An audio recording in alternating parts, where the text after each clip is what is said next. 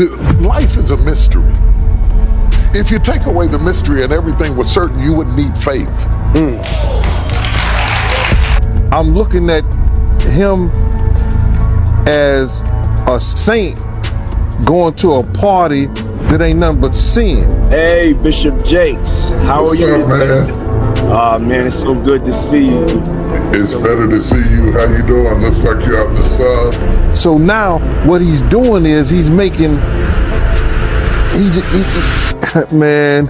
he making the Christians look real bad right about it. CNN released some shocking evidence that links none other than Bishop T.D. Jake to Diddy's misdeeds. Yes, you've heard correctly.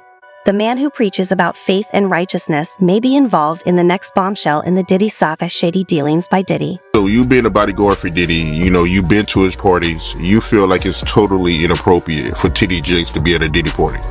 I think it's very inappropriate of a man of a cloth to be at a party like that and then dancing across the stage or dancing, you know, at that type of atmosphere.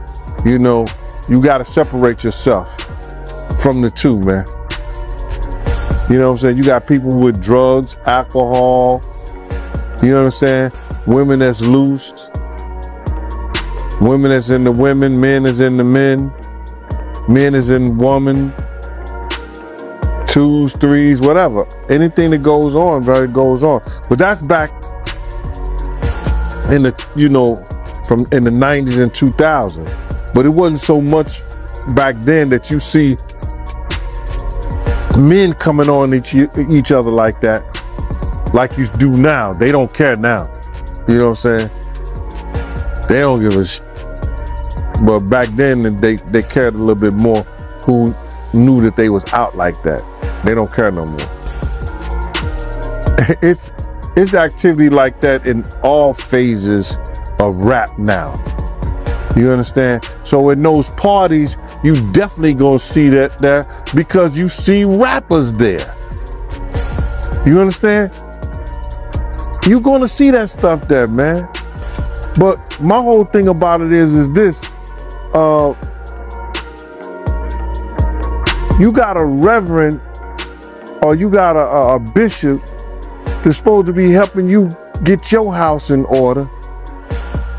And he's supposed to be doing the right thing, and you look at your television, he doing the wrong thing, cause he dancing at Diddy party.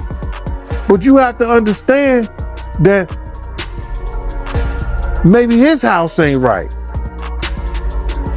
How he gonna get your house in order and his house ain't in order? Look, bro.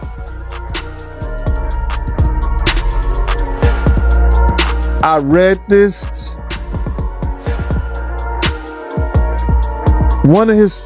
He got two sons that is about, and I'm talking about T.D. Jakes. He got two sons that may be part of the LGBT or that community.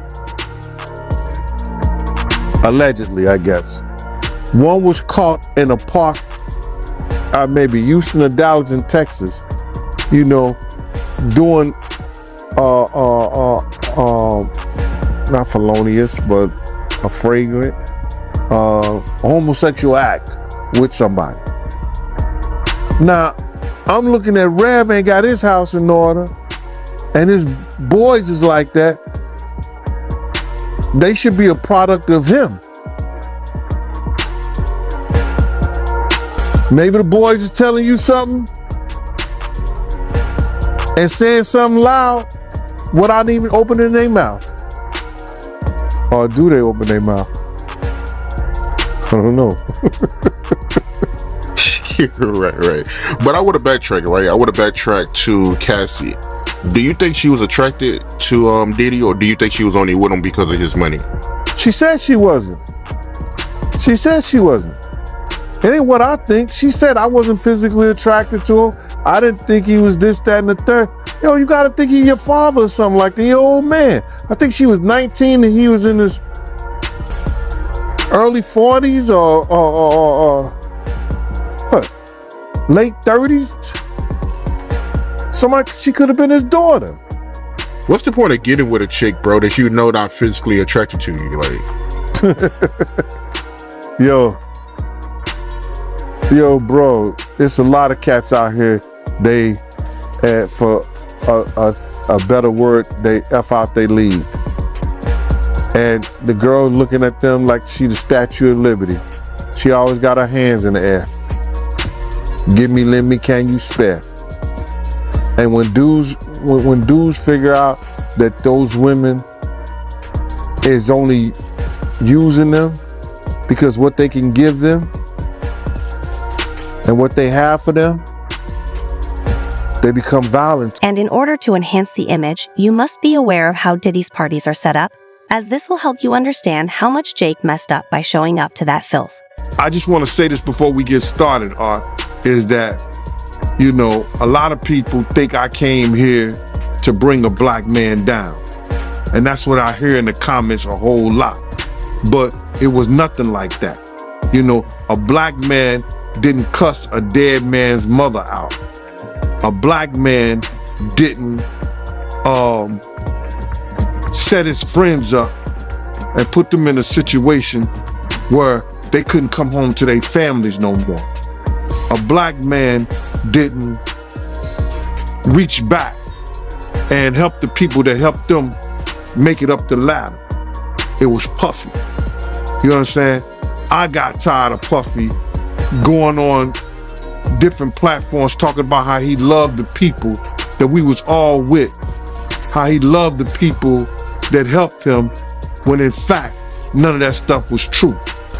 So my whole thing about it is, man, I appreciate your platform for letting me, you know, voice my opinion. And like I said, opinions like an asshole. Some of these cats out here get paid for their asshole. I get paid to give my opinion.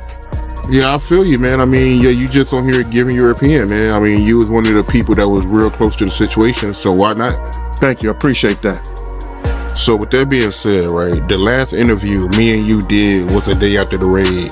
And when you look at everything now, man, how you feel about everything? It's been like a week, you know, you knowing Diddy, you being around Diddy. Could you ever imagine that his houses would get raided for sex trafficking?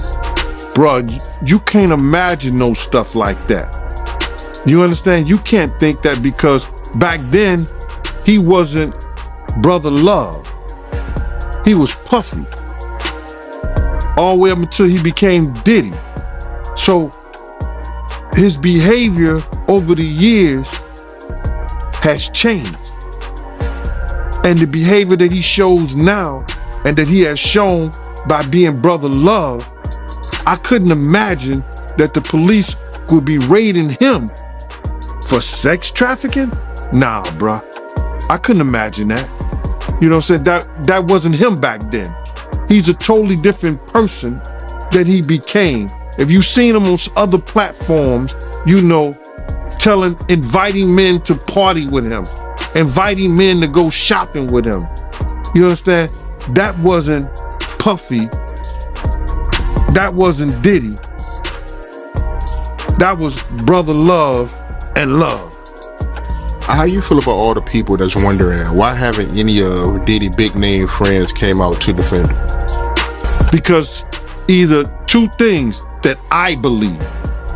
Either they know some of the stuff is true, either they took part in some of the stuff that happened, or they scared that it may mess up their brand. See, nobody wants to be in contact with anybody that allegedly was sex trafficking. You see what the WWF did to Vince McMahon. Vince McMahon was one of those people that was called for sex trafficking.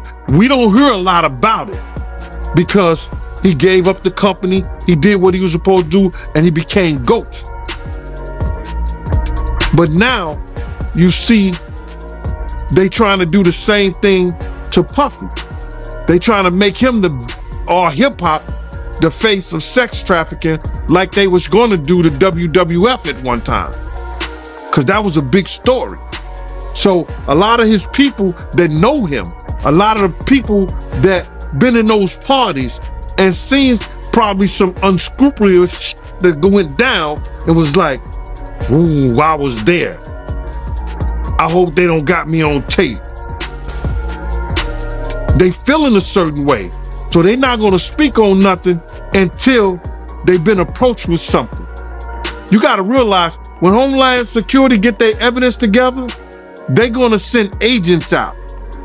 You understand? They might send an agent out to me. Yo, what do you know? What have you heard? What have you seen? What's been going on? You know what I'm saying? You know, did this happen when you was around him? Did this happen back in the day? That's what they're gonna wanna know. You know what I'm saying? So they're gonna send investigators out. They're gonna send people out for anybody that they can get some information from to help their case. So those celebrities ain't gonna say nothing. You know, you got your man Stevie J speaking on it right now. He'll be one of the first dudes that they'll probably pull to the side and say, yo, well, you say that your man, I heard you on TMZ say that he never did this and he never did that, but ain't this you? If those pictures or those films or anything like that exists, you know what I'm saying? That's what they pay those agents to do. So, of course, I don't believe that none of the people who are his celebrity friends is going to speak or say nothing until they're either contacted or they know what they really got. So you feel like they might be worried that they might be on tape at one of Diddy parties doing something they wasn't supposed to be doing? I think that the celebrities that may be worried is because what Lil Rob said. Lil Rob said in his affidavit that Diddy had every room taped and bugged. Diddy had, yo, bro, can you imagine he had every room taped and bugged, and they found little bugs and little tape recorders, little those micro projectors or whatever like that, or video cameras. They found them in the house, bro. So by them having those things in the house, and people know there's drugs, there's alcohol, there's loose women, there's loose men, woman on woman, man on man, all kind of crazy shit. Bruh, they just wondering who or when they're gonna let this stuff be known. If it's on videotape.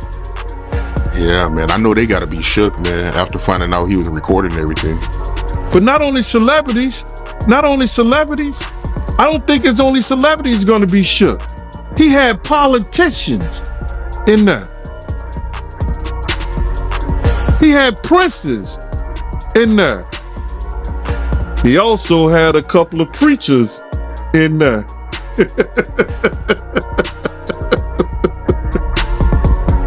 Hallelujah. That's crazy. You personally, you think they got tapes? Well, my personal opinion that if Lil Rob could be trusted and his statements are true, they got him. They got tapes and stuff. These materials, according to people close to the investigation, include phone transcripts, emails, and financial data that present a concerning picture. It appears that P.T. Jakes, who has always been seen as a moral exemplar, may have been using his standing and connections to assist Diddy in resolving his legal issues and perhaps even more sinister matters. You know, Little Roy, he also claiming that, you know, when he would go to parties with Diddy, he was lacing up the woman drinks with drugs. How you feel about him saying that? You believe that? I read that, and if that's what he saw, if he could prove that, and he has a lot of video. He said he had hours and hours of video. So people know how certain people act after one drink, two drinks. And if those girls was drinking out those bottles that he said Diddy laced, and he could show on camera, and he could show that some people had passed out, or some people were acting a certain way after they had those drinks. He won his case on that one. When you was around Diddy, was he doing drugs, like party drugs, like ecstasy and stuff like that? Diddy wasn't the dude he is today when I was around him. You understand? He had just started, when I was about to leave, he had just started with because he never smoked weed, he never smoked cigarettes, I never seen him do cocaine or none of that shit. You understand? He would have it for people to do it. You understand? It's certain of his girls like to do it, and he would make sure it would be there. But he wasn't the one that did it. Diddy didn't start getting hooked on drugs until he got hooked on those painkillers. After he got hooked on those painkillers, he started drinking more, because he wouldn't even drink hard liquor. He was only drinking champagne, Don P or Cristal. He was not drinking hard liquor then. Yeah, that's real talk, man. And he also claims that, Diddy, he was using TD Jakes to fix his image. You believe that? Well, we saw that to be true anyway. That's what he was trying to do all that time. That's why TD Jakes was there, to try to fix his image. Ain't no money like church money. He was doing all the things to try to get his image straightened up.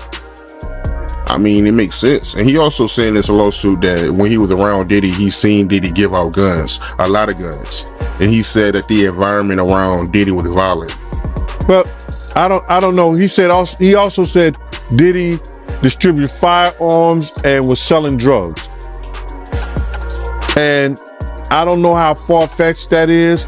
I don't know if that's true or not and stuff like that. Maybe, Diddy man had guns around and was fronting.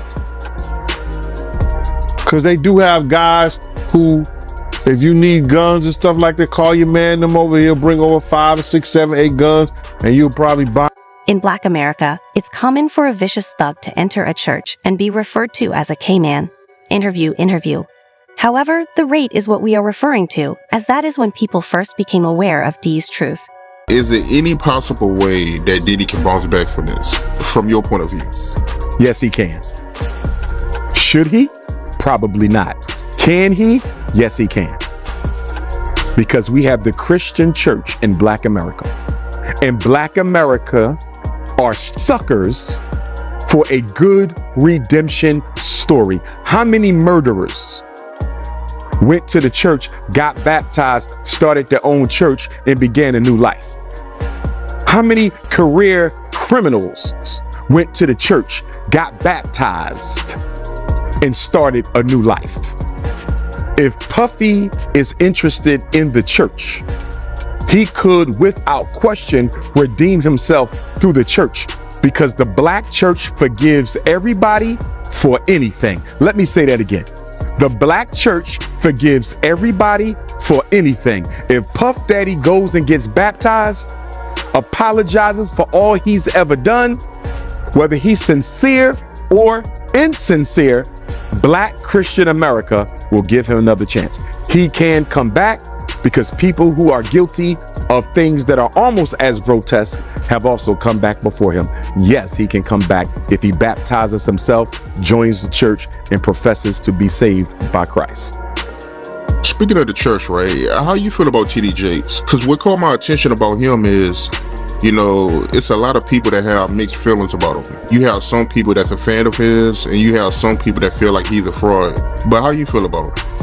I'm not going to call him a fraud. I think I'm not a fan of TD Jakes, because I don't see TD Jakes doing enough to help Black America. That's really my only gripe with the man. As far as him being at the Puff Daddy freak-offs, clearly that is behavior unbecoming of a pastor.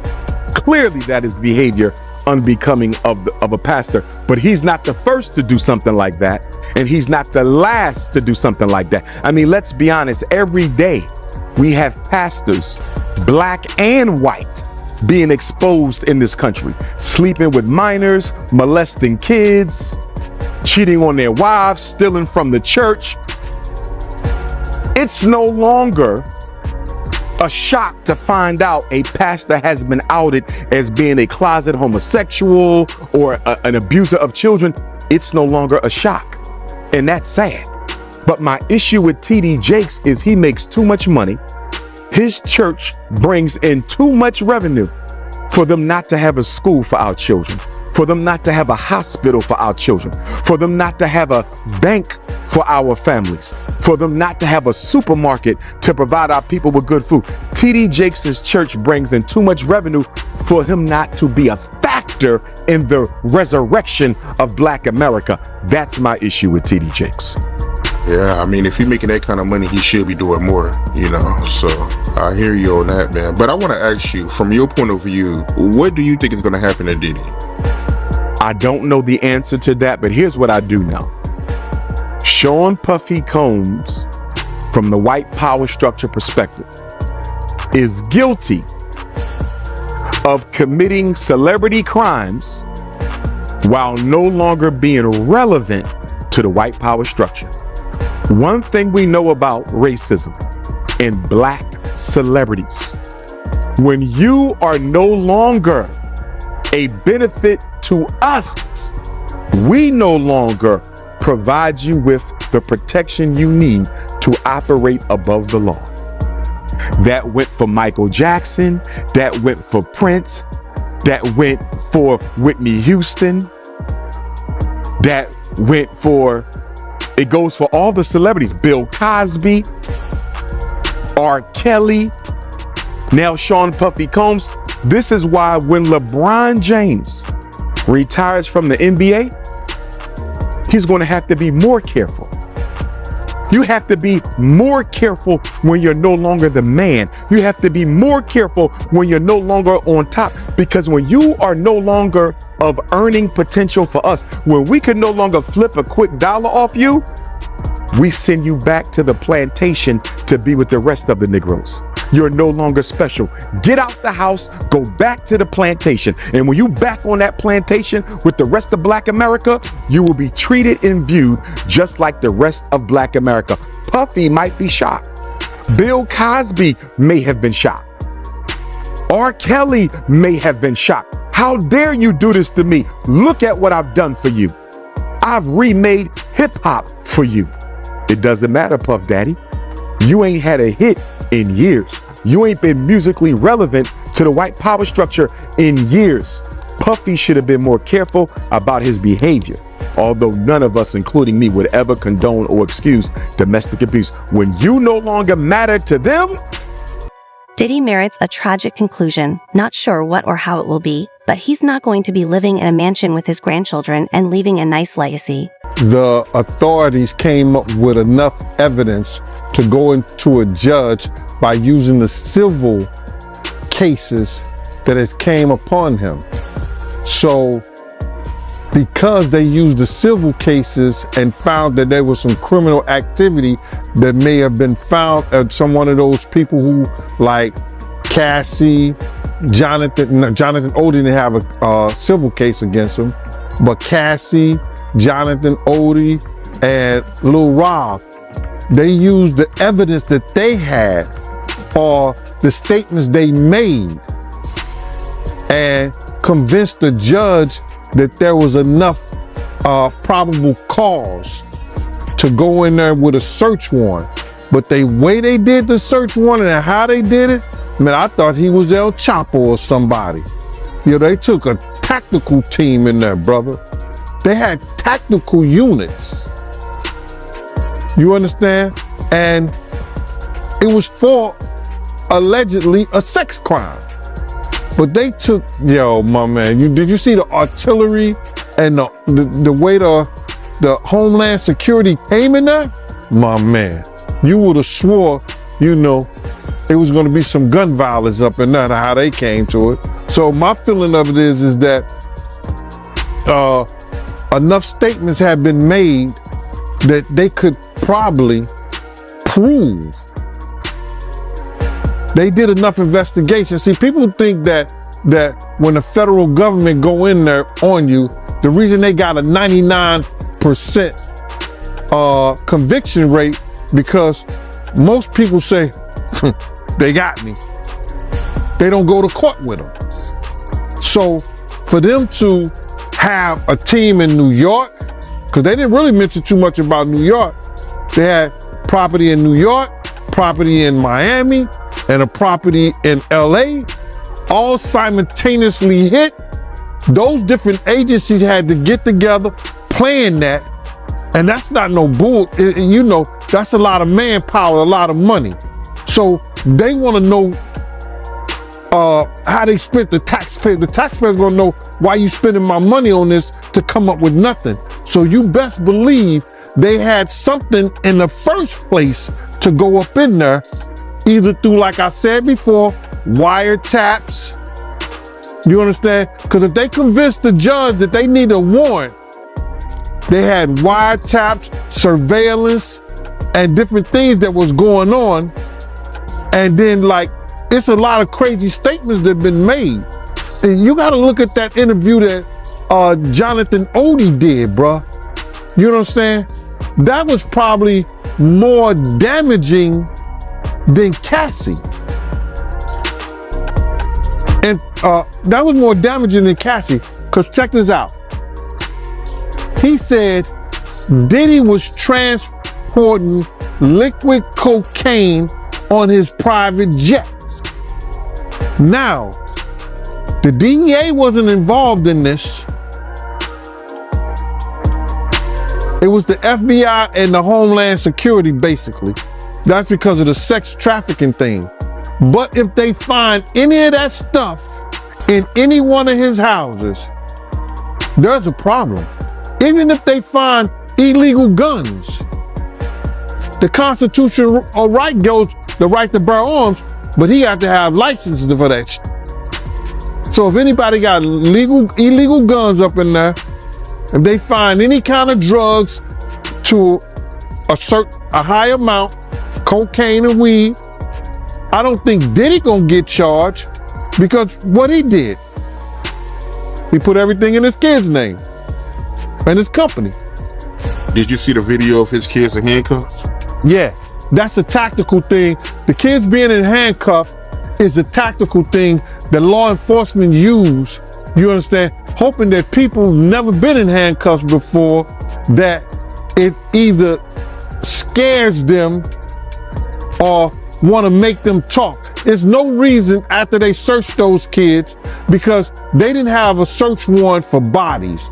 They had a search warrant for like materials, laptops, telephones, logs, pictures, tapes. You know, that's what they search warrant is for. They didn't have a search warrant for bodies. So those kids, when they came out, they should have searched them. And then, yo, listen, y'all sit down right there. That was a tactical move to get them to talk and to scare them into saying something, you know, by keeping them handcuffed like that. They didn't have to do those kids like that. None of those kids have, that I know of, criminal cases against them or known for criminal activity. So there was no reason for them to do that. If them was the damn Rockefellers or somebody else, they wouldn't have had their kids handcuffed like that. But you gotta realize their father has painted a crazy picture to the authorities. You understand? It's a crazy picture and people don't realize this, brother. First and foremost, Puff has been dodging the legal system for years. His affiliation with BMF, even though Meech has said that Puff never did anything, Puff never been around her, they still was partying together. So in the authorities' mind, they feel like Puff knew what Meech was doing. Then with the introduction to Jacob and different people, and a lot of people going to jail for money laundering and stuff like that, Puff being And this is documented. Puff being a CI for an FBI agent. I said this years ago that him and Kirk Burroughs took some paperwork. They was taking some papers up to the FBI, so like when they was here in New York. They was taking paperwork up there and stuff like that. Don't know what it was, but later on found out that he was a CI. You understand? Now, what happens? He don't have that. The guy probably, that was 20, 30 years, 20 some years ago. The guy probably retired. Puff ain't dealing with him. No, he didn't pass Puff on or something like that. So now, Puff been dodging the legal system with the people had it wrong. They think it was with the Black Mafia family. No, it was with Butt Naked. I said this years ago. The person that he said is his senior advisor, Corey Jacobs. Corey had 9 16-to-life sentences for drug trafficking. You make him your senior advisor, even though that was your man, he coming home. That's your man, pots and pans. But Wolf was the one who took care of them when they was away. You know what I'm saying? Wolf was the one who took care of them. So now, you got all these, these characters, around you. What they gonna think when they come to your house? They got the evidence, or they had statements that you blew up Kid Cudi's car. You understand what I'm saying? They have statements that, you may have been affiliated with people being shot. So they come to your house like this. They treat your kids like this. Based on the picture you have played to the authorities. So them having his kids like that, I think that was wrong. After they searched those kids, make sure they didn't have no weapons on them, sit them down on the ground, make them feel comfortable, because at this time, they're not criminals. They haven't committed any crimes. I see. Speaking of drugs, right? Because you made a comment about it earlier. How you feel about Diddy's drug mule getting arrested? The news about them arresting the mule, now, they're gonna have to prove that. Now, if that guy becomes a witness, and if they can track anything back to Puff with that, that's gonna be one of their star witnesses. Damn. Cause see, they will give him leniency. They were like, yo, listen, man, hey buddy, listen here, we don't really want you. We know you was just doing this to, you were doing this to take care of your family, feed your moms. You know what I'm saying? Pay your rent. We know that. This guy's living on in this mansion, using you. Then that guy. You allow 4 people or 3 people to come in with guns. Like, make it make sense. So we get in the club. She takes Mike home. She makes this big scene. We get in the club, and I'm really, the entire time I'm in this frame of mind, like, why did I come? Why did I come? So everybody, it's active. It's, as they say, the club was jumping, and everybody's trying to, they see people they know, and everybody's heading off somewhere. So I was like the designated driver homegirl. I just held a little corner in the front. I didn't go deep into the club because I wasn't in a party state of mind. I didn't feel like I should have been there. And I just held my little corner across from the bar. I stood in this little area by this half a metal wrought iron gate, and I just stood there. My friends would go off, do their thing, come back and check on me. You good, Eb? You want something to drink? You good? I just was like, oh, I'm good. Y'all go ahead. I was only in the club an hour and 15 minutes before I got shot. While I was standing there, right across from me at the other side, which is where the bar was, I saw Scar. Matthew Allen, the guy that Puffy got into the fight with, that caused this whole melee to take place. I knew Scar. Scar's mother lived across the street from one of my beauty salons. I've known Scar from the street. I've known him for years, and we were cool. So he's like, hey, what you doing in here? Because he knew I got saved too. And so he's like, uh-oh, praise the Lord, you up in here? You know, what you doing in here? Everybody was shocked to see me there because they all knew. That's how 10 toes down I am. Wherever I'm doing, everyone is going to know. It's not a secret for me.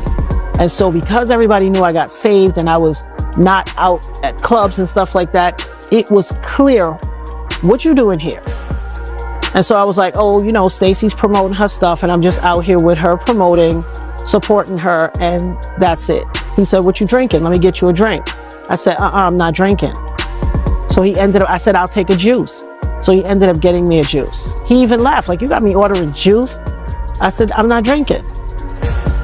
And that's the thing about me as well. When I say what I say, people respect my decisions, just like I respect theirs. If I'm not participating in an activity, no one can make me do it. It just so happens I drank my juice. I was standing on the side. One of my girlfriends came to me eventually and said, I want to go to the restroom. And so I walked with her to the restroom. We went down, we descended the staircase, which was right beside where I was standing, and we went around the perimeter. Because if you know a club, it's all thick and congested in the middle, and I don't want to be brushing against people and all that stuff. So we walked the perimeter, the outer perimeter of the club, and we went to the bathroom. As I got down there walking, you could see that the club was really like packed. There were tons of people there. And so I was like, wow, it's really, you know, crowded in here. You could kind of see who and who was in the club. So we went to the bathroom. I went right back to my spot. In no time, a bunch of people start ascending up the staircase from the dance floor and coming into what would be the corridor between where I was standing on one side and where the bar was and a bunch of other people were standing, where Scar was standing. That walkway led to the front door. And whenever celebrities or someone notable is making their way through the club, you know how it is. They have the main people, they have the entourage, the security or whatever, the hangers on, and everybody who wants to be adjacent to them. And so that's what happened. All those people trying to be adjacent, like, oh, where they going? Let me walk where they walking. Jumped on too. So it was it swole. That little walkway swole with people.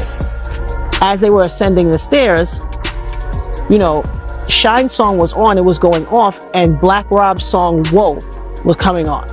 So that little intro, like that instrumentation, and so people were like, you know, it was a current song at the time. It was popping, people were feeling themselves, and they started, you know, posturing and bravado, and everybody was hyped. As they came through with that kind of mentality, they bumped into Scar's back. Now, Scar's back was to the walkway, so he couldn't see who was coming. He was facing the bar, his back was to the walkway. As they came through, they pushed him, and his drink went in his face. So like anybody, if somebody pushes you from the back, he elbowed back, like, get off of me. When he elbowed back, they tried to push. And so it made the whole crowd start swaying. And that's when they got into this whole interaction, like, yo, you know, he apparently, I don't know all the details in that, but I know, I didn't know them firsthand at the time. I do know them now. You know, he tried to say something to him or whatever, and then they said whatever they said. And then one of the guys that was with Scar, apparently Puffy gestured in some type of way that they didn't like.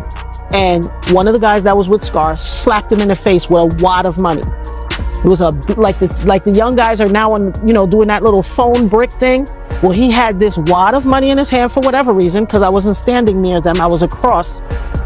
But all I know is I saw when he swung and slapped, and money was raining through the sky and falling to the floor. Everybody started trying to run and pick up money, and it was just craziness. It was lights, action, camera, people scurrying for money, trying to catch money out of the sky, and that melee was still taking place. Now, when I saw that, I turned around to my friend and I was like, uh-oh, just getting crazy in here. You see this? And never in a million years did I think it would escalate to a shooting. I thought it was male bravado. It was cold as ice outside, so I had no reason to believe it would get to that. But in no time, one thing led to another. The money was falling down, and then I see Shine. I hear the raised voices, and I see Shine and Puffy start backing back. Now, we don't all watch the Hood movie or whatever. We know what it looks like when people are backing back and reaching from their hip to pull. So as they were backing back, they were drawing from their hip. And I turned to tell my friend, like, ooh, girl, watch out. Oh my God. Because there was really nowhere for me to go. Where I was standing, there was a wrought iron metal rail to my back. I couldn't go. There was a drop over that. In fact, one of my friends fell over it onto the dance floor after everything happened. There was nowhere for me to go. And so as they were going back, they were backing back, like literally walking backwards towards the door, drawing from their hip. I told my friend, I said, oh my God, watch out. As I turned back to look at them, I watched them bow, bow. Both of them fired, and the muzzle flash was like, psh, psh. Shine's muzzle flash was a little higher. He was on the side closest to the bar. Puffy's muzzle flash was a little lower, and he was on the side closest to where I was, straight ahead from me. I watched them both fire their guns. I watched them. I got hit right here, in my nose, in between my eyes, which means I'm facing directly at you. Just like I'm looking at you, and I can tell you got on black shades. They kind of look like Cazelles and an Adidas shirt. That's exactly how I was looking at him. And I watched him shoot me. So, not to digress, it always bugs me when people say, how can you be sure? The same way you're sure when your man is lying to you, or when your woman is lying to you, or the same way you're sure when you ask your kids a question and they do that little thing they do when they're not being honest and you know they're telling a story. I'm that sure. We know people that we love. We know people's tells or body language or whatever. The same way you're sure that I have on a green shirt, I'm certain that he shot me. Now, was he aiming at me? Was I the object of his fire? Absolutely not. I should not have been, because I didn't do anything to him. But is that what resulted? Absolutely, because I see a lot of people online get stuck on that. Oh, well, why would he shoot you? What did you do? Did you owe him money? And I'm like, class, pay attention. Bullets don't have names, and they don't have predetermined destinations. Once they come out of the gun, they're going to go wherever they go. And that's the thing about crime and shooting people.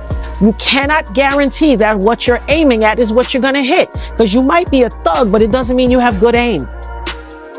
You might be a criminal, but it doesn't mean you have good aim.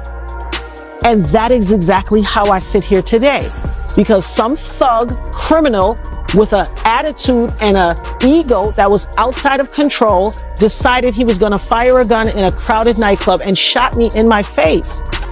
By the grace of God, I am here. The first thing I said when the bullet hit me, and listen, when right before the muzzle flash went off, when I had turned back to look, I heard God's voice say, relax, you are about to get hit, calm down. And when I screamed no, pop, pop, and it hit me dead in my face. And I never passed out, I never fell, I never cried, everybody started running. And just like when you watch a TV show or a movie, and there's one person standing in spot and everybody else is moving in fast motion, and that one person is just in that spot, whatever they do looks a little slower, but everybody else is moving fast. That's exactly what it was like. Everybody was running, trying to get places. It was chaos. It was chaos. When that door, the first few people ran out of the door flew open. And remember, I was in that line sight, straight from the staircase, straight towards the front door. As soon as the bullet hit me, I threw my hands up and screamed out, no, God, don't take me. I'm not finished raising my kids. I have work to do. I screamed that at the top of my lungs. I said, I'm not going. Don't take me. I have work to do. I have to raise my children. And as I said that, the door flew open and I could feel that total rush of that cold December 27th morning air. It was freezing out there. And it passed right before the air. You ever watch Star Trek and they say, beam me up, Scotty, and they start to pixelate? My body started doing that. I felt my body pixelate. We would be interested in knowing your thoughts on this, so please remember to like and subscribe.